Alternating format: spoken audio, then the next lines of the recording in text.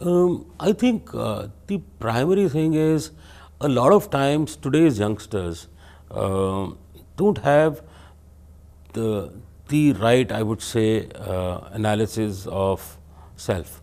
Today, a lot of them are coming out with a higher image of self than what they are.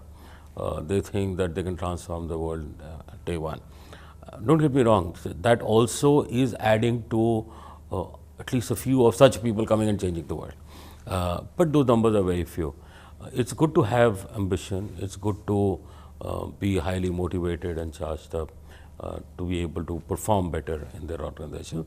But there needs to be a realistic acceptance of what you can do at a certain stage and what you cannot.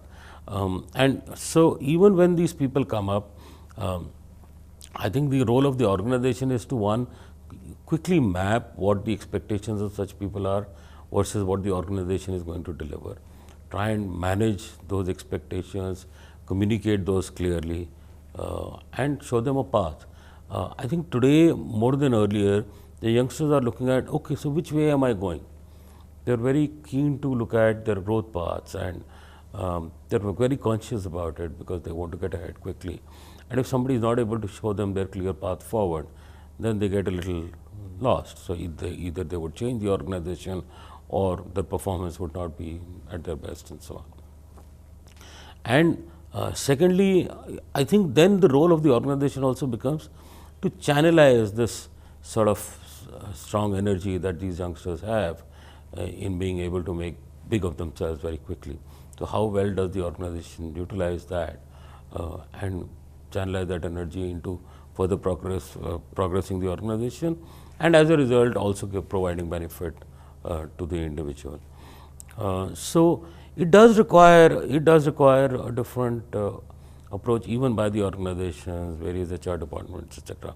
And I must say that that's an area where organizations continue to lack quite a bit, because most youngsters are hired, they're provided junior most positions. Obviously, they start as junior most position, and because they're starting at the junior most position, probably not much attention is paid to them in terms of aligning them to organization goals, in terms of evaluating their capabilities and aptitudes to the right job fits, in terms of training them on managerial abilities as they go along, etc.